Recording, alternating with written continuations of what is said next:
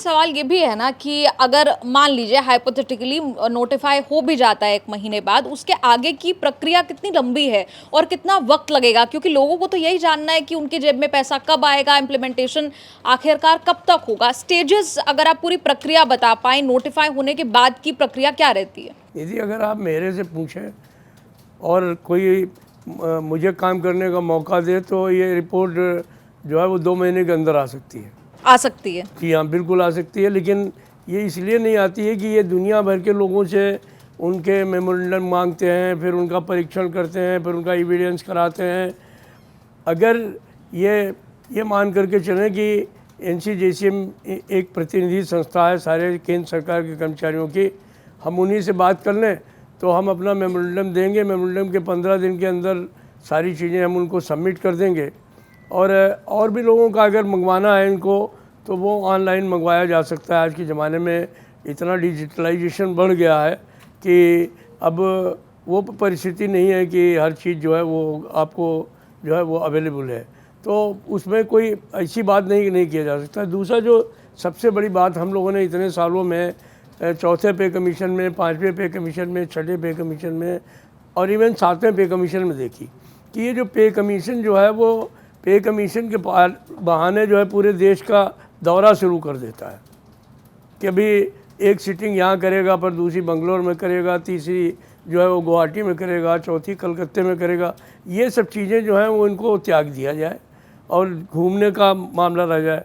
अभी एक पे कमीशन में मैं एक चेयरमैन साहब ने नोट भेज दिया कि हमको अमेरिका और यूरोप और जापान और चीन की यात्रा कराई जाए।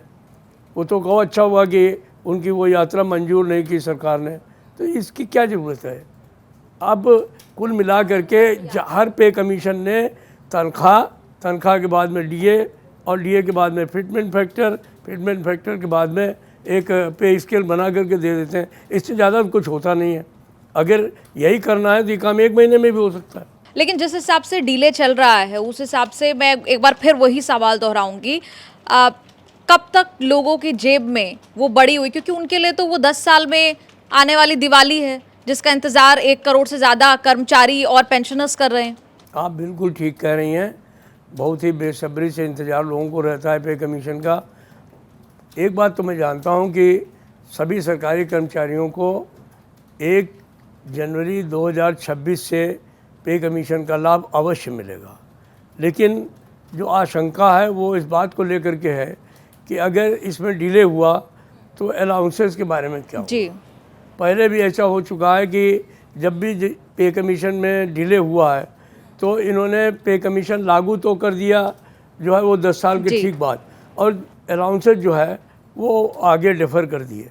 मान लीजिए 8 महीने का विलम्ब है, 8 महीने कर दिए, 6 महीने का विलम्ब है तो 6 महीने डिफ़र कर दिए।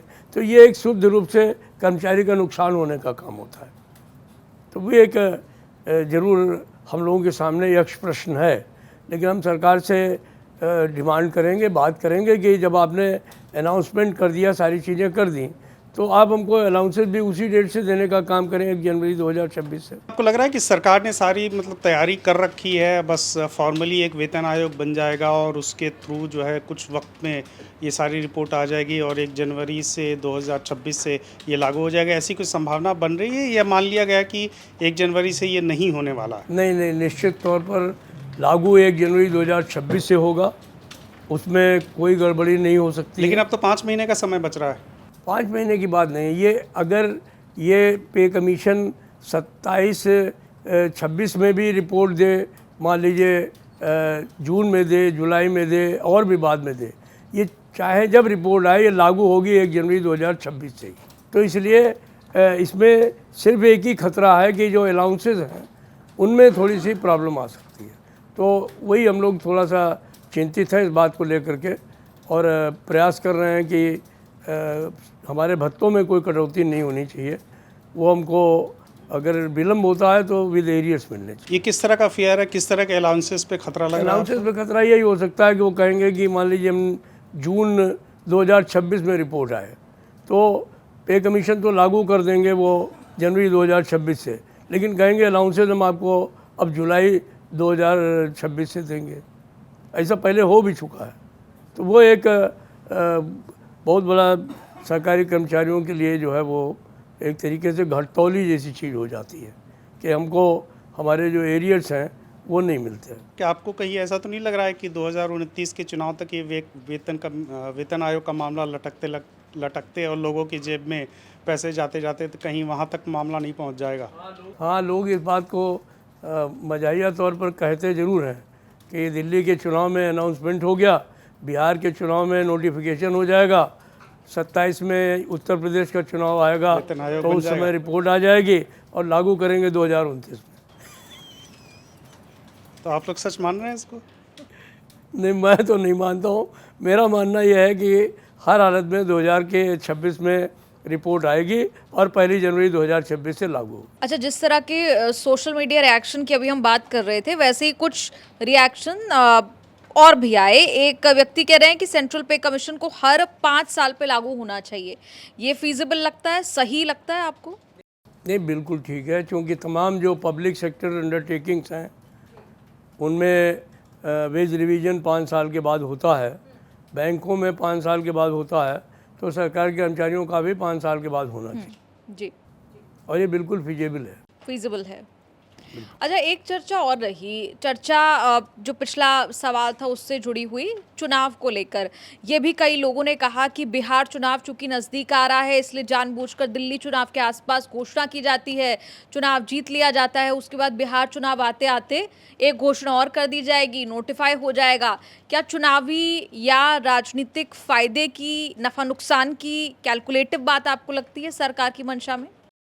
देखिए, अगर सरकार है, पॉलिटिकल पार्टी है, तो उसको अपना नफ़ा नुकसान तो देखने का हक है, लेकिन जहाँ तक इस केंद्रीय सरकार के कर्मचारियों को वेतन आयोग का सवाल है, मैं समझता हूँ कि इसको उससे जोड़ना उचित नहीं होगा।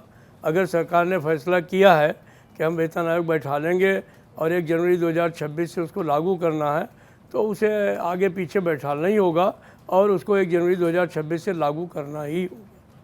अच्छा, एक और प्रतिक्रिया आई। एक व्यक्ति ने कहा कि अगर वेतन फिटमेंट 3 के नीचे हुआ तो 2027 और 2029 में सरकार को कर्मचारी ही तगड़ा झटका देगा। आपको लगता है कि वोटों में, चुनावी राजनीति में भी इसका नुकसान होगा अगर इस तरह का विलंब रहा, ढील ढाल रवैया रहा सरकार का? कुछ तो इसका असर पड़ा है, मैं इससे इनकार नहीं करता हूँ, क्योंकि पिछले लोकसभा चुनावों में जो सरकार को थोड़ा सा झटका लगा, उनमें भले ही वो जोर का झटका धीरे से लगे वाली बात हो, लेकिन थोड़ा सा झटका तो सरकार को, सरकारी कर्मचारियों ने देने का काम किया और सरकार को उसके बाद उसकी थोड़ी सी तंद्रा भी टूटी है और उसने ये भी सरकारी कर्मचारी भी उनके जो है वो एजेंडे में शामिल हो गए हैं, वो भी उनके एजेंडे में शामिल हैं और उसके बाद में बहुत सारी चीज़ें, जैसे इनकम टैक्स में जो है वो बढ़ोतरी करना, पे कमीशन का अनाउंसमेंट करना, तो ये सारी चीज़ें जो हैं वो सरकार ने सरकारी कर्मचारियों को जो लेने का काम किया, वो मैं समझता हूँ कि उसी का एक परिणाम था। लेकिन ये जो लेट लतीफ़ी है, क्या ये किसी आंदोलन को भी जन्म दे सकती है आगे आने वाले समय में सरकारी कर्मचारियों की बिल्कुल, तरफ से? इसमें कोई शक नहीं है निधि। अगर इसमें बहुत लेट लतीफ़ी होगी तो सरकारी कर्मचारी का धैर्य टूट रहा है और निश्चित तौर पर जीसीएम स्टाफ साइड में भी बहुत पॉपुलर डिमांड उठ रही है कि अगर सरकार फैसला नहीं करती है तो हम लोगों को बैठ करके कोई फ़ैसला करना चाहिए और एक आंदोलन की रूपरेखा तय करनी चाहिए। अभी तक हम लोग चूँकि अधिकारियों के उस पर हैं और हमको उम्मीद है कि ये जल्दी हो जाएगा, लेकिन अगर 1 आध महीने में नहीं होगा तो निश्चित तौर पर हम लोग कुछ ना कुछ फैसला करें।